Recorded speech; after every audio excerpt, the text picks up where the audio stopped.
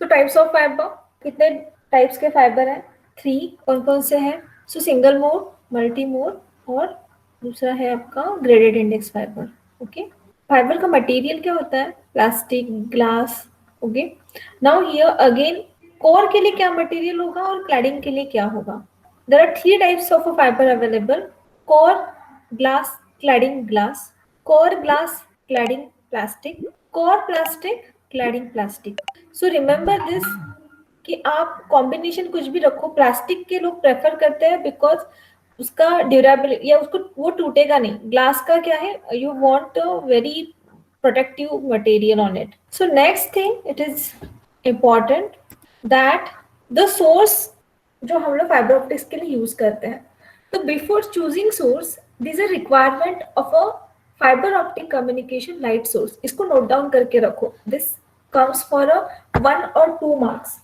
या वो बोलेंगे कि इसमें से कौन सा रिक्वायरमेंट है जो फाइबर ऑप्टिक्स के लिए एज अ सोर्स लगता है, and which requirements are there those are not required as a fiber optic source. तो first and very important is a physical compatibility with fiber. मतलब फाइबर का अभी डायमेंशन क्या हो गया आपका? अगर if single mode is there, so for single mode 8 to 12 micrometer. If multi mode is there, then 50 to 120 micrometer or 100 micrometer. Okay. So now tell me, if single mode fiber is there, can I place LED as a source? अब इतने छोटे space में से LED का light कितना उस fibre में enter होगा?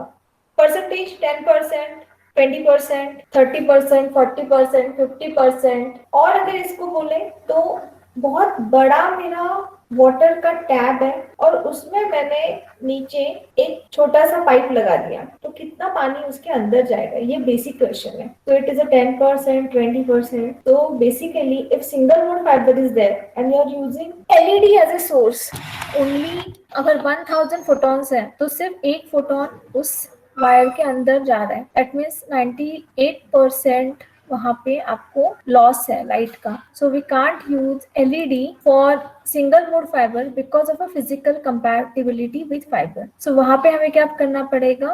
मल्टी मोड फाइबर यूज करना पड़ेगा। Okay, so the first is a physical compatibility, कितना है आपका फाइबर के साथ। Then second is a sufficient power output, आप कितना पावर इनपुट हो रहा है आपके फाइबर में और कितना आउटपुट आ रहा है। और अगर सिंपल वर्ड में what is efficiency of your transmission medium. Third है capability of various types of modulation. आप जो सोर्स यूज करोगे, आप लेजर यूज कर रहे हो, आप एलईडी यूज कर रहे हो, तो क्या वो दो कंपोनेंट आपकी मल्टीप्लेक्सिंग को सपोर्ट कर रहे हैं, मॉड्यूलेशन को सपोर्ट कर रहे हैं क्या, मॉड्यूलेशन टेक्निक्स को? अब आप क्या कर रहे हो? Light basically it is a digital communication, light क्या होगा? ऑन ऑफ होगा। तो अगर मैं बोल रही हूँ कि मैं इतना हाई स्पीड से ट्रांसमिट कर रही हूँ, so next question is that my source और माय एलईडी और laser can on off on that speed.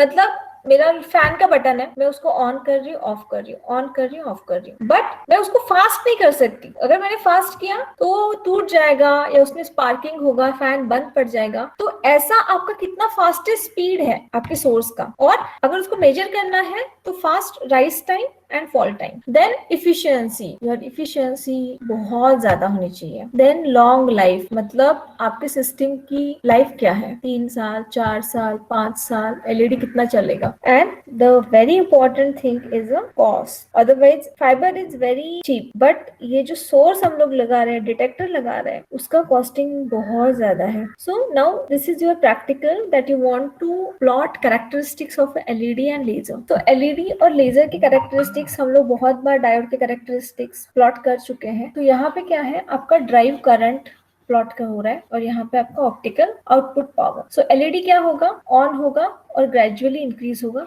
So LED is mostly use for a intensity modulation.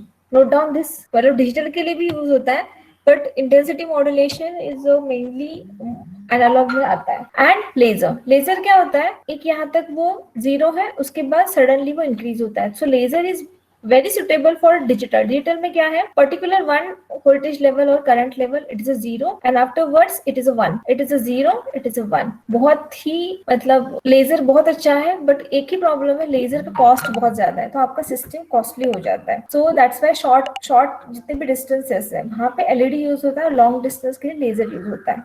Okay ये आपको हर एक कम्युनिकेशन की बुक में मिलेगा कि आपका मेटल कौन सा है, आपका एन टाइप सबस्ट्रेट क्या है, आपका लाइट गाइडिंग कैरियर कन्फाइनमेंट का रीजन कितना है, रिकॉम्बिनेशन रीजन कितना है, लाइट गाइडिंग कैरियर कन्फाइनमेंट कितना है, और मेटल कॉन्टैक्ट इम्प्रूवमेंट लेयर। ये आपका एक्चुअली कंस्ट्रक्शन हो गया आपके लाइट का। ओके सो इलेक्ट्रॉन्स क्या होंगे यहाँ पे इंजेक्ट होंगे, देन इलेक्ट्रॉन होल रिकॉम्बिनेशन, देन आपको यहाँ पे वेवलेंथ रीजन में यहाँ पे आपको लाइट रिकॉम्बिनेशन होकर आपको लाइट यहाँ पे मिलने वाला है। Okay so this is your electron energy and this is your refractive index. So अगर आपका रिफ्रैक्टिव इंडेक्स ऐसे स्टेप में होगा तो एक्टिव रीजन आपको इफेक्टिवली आप डिजाइन कर सकते हो। एक्टिव रीजन कितना है, आपका लाइट गाइडिंग कैरियर रीजन कितना है, आपका मेटल कॉन्टैक्ट इम्प्रूवमेंट लेयर कितना है। Okay so that's why graded index it gives you a very good performance characteristics in design। अब ये भी आपको सिर्फ ओवरव्यू है, बट इतना याद रखो कि ऐसा क्यों कर रहे हैं हम लोग।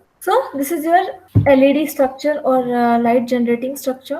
So LED light is generated by spontaneous emission and laser diode is generated by stimulated emission. For more information of this topic, don't forget to subscribe my channel Pinnacle.